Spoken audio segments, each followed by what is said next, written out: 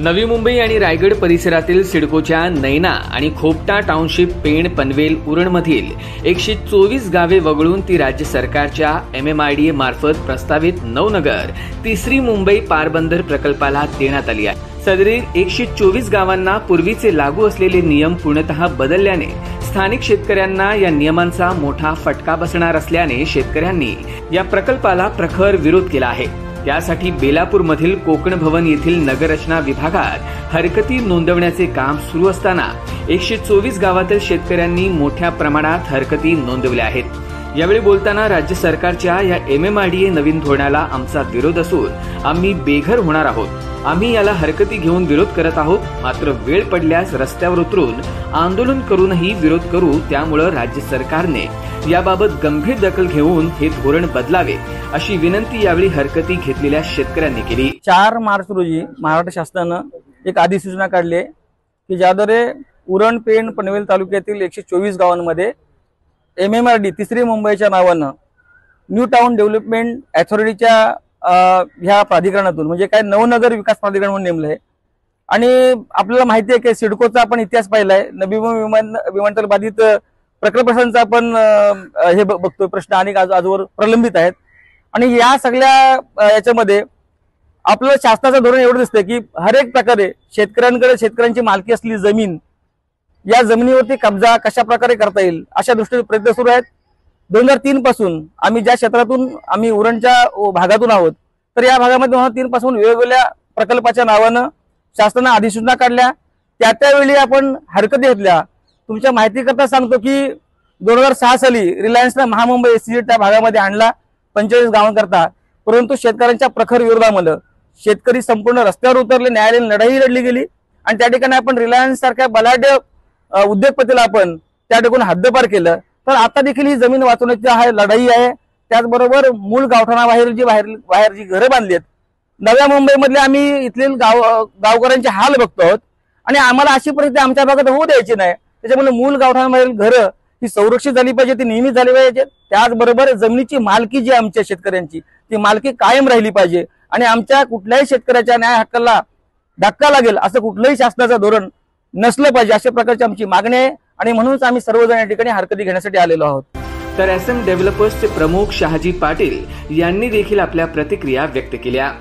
याचं जे नोटिफिकेशन आलंय, ते नोटिफिकेशन आल्यानंतर आम्हाला समजलं की ह्या खोपटामधील 33 गावं आणि नैनामधील 80 गावं अशी एकूण 124 गावांचा जे आहे हे MMRDA कडे ट्रान्सफर करतात आणि MMRDA कडे ते NTDA या संज्ञेखाली ट्रान्सफर करतात। याच्या अगोदर नैनामधली 80 गावं आणि खोपटामधली 33 गावं सिडकोकडे स्पेशल प्लॅनिंग अथॉरिटी या संज्ञेखाली होती। स्पेशल प्लॅनिंग अथॉरिटीमध्ये जमिनीची मालकी शेतकऱ्यांच्याकडेच राहणार होती आणि ती एजन्सी फक्त प्लॅनिंग आणि फॅसिलिटेट करणार होती।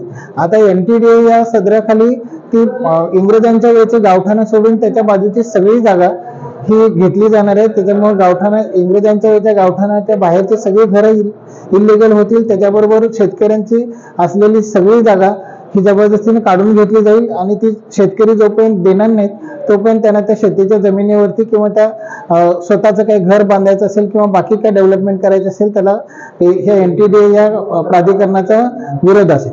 आता या NTDA हे प्राधिकरण नवी मुंबईमध्ये राबवताना तिथल्या लोकांची गेल्या 50 वर्षामध्ये गावठाणा बाहेरची घरं आजपर्यंत शासन रेग्युलर करू शकलं नाही आणि नवी मुंबईमध्ये लोकांची जमीन घेऊन किती मोठ्या प्रमाणामध्ये त्यांची फसवणूक झाली हे डोळ्यासमोर असताना सुद्धा आणि या प्रकारचं जे काय प्रारूप आहे हे प्रारूप सक्सेस होणार नाही याची माहिती असल्यामुळे 2013 मध्ये नैनाचा विकास करताना महाराष्ट्र गव्हर्नमेंटनं स्पेशल प्लॅनिंग अथॉरिटी या गोष्टीचा वापर केलेला होता।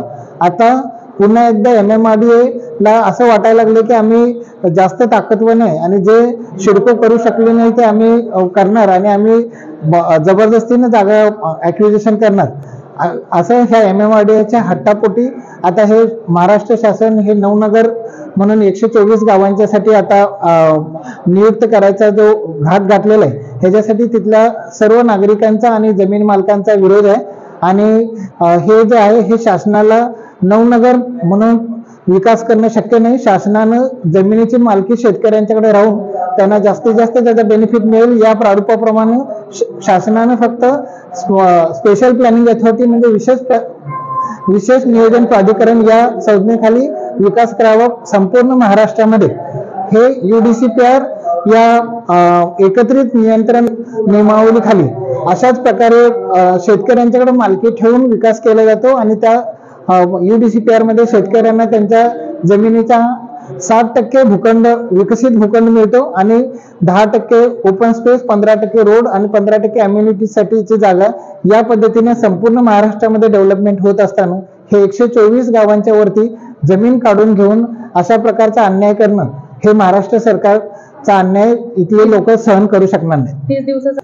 30 दिवसाच्या कालावधीनंतर ही लोक सगळ्या सजेशन ऑब्जेक्शन घेतल्यानंतर त्याची स्क्रुटिनी करतील आणि त्याच्यानंतर एकदा व्हर्बली लोकांना त्यांच्या सजेशन ऑब्जेक्शनच्या पेक्षा पण अजून काही त्यांचं म्हणणं असेल ते 1 to 1 ऐकून घेतलं जाईल आणि त्याच्यासाठी हिअरिंग दिली जाईल, पब्लिक हिअरिंग दिली जाईल. त्याच्यामध्ये ज्यांनी ऑब्जेक्शन घेतले त्या लोकांना परत एकदा संधी दिली जाईल की तुमचे जे म्हणणं आहे ते तुम्ही अजून विस्तृतपणाने मांडू शकता. तर जितेंद्र भोपले यांनी देखील यावेळी माहिती दिली.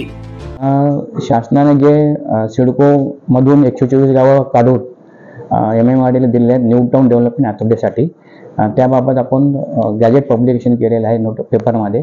त्या अनुषंगाने 30 दिवसाची मुदत दिलेली आहे की जे गावातील हे जे कोणी नागरिक असतील, स्टेक होल्डर असतील, की त्यांच्या सूचना हरकती 30 दिवसामध्ये या कार्यालयात जमा करायच्या आहेत आणि त्यानंतर मग तो एक रिपोर्ट शासनाला सादर करायचा आहे. त्यानंतर शासन निर्णय घेणार याच्या बाबतीत की हे न्यू टाउन डेव्हलपमेंट अथॉरिटी ठेवायचं कसं काय त्या संबंधी. 30 डेज 30 दिवस. 30 दिवसामध्ये जर नमूद नाही झाल्या तर कालावधी वाढून दिला जाईल. कालावधी वाढून देण्याचे काही प्रोव्हिजन तसे नाही आहे, परंतु जी पण हरकत आली, समजा एक जर हरकत आली तर ती महत्वाची असणार आहे. त्याच्यामुळे हे फक्त सूचना हरकतीचा हा स्टिप्युलेटेड टाइम स्पॅन आहे, 30 दिवसाचा सफिशियंट आहे. Input EW network.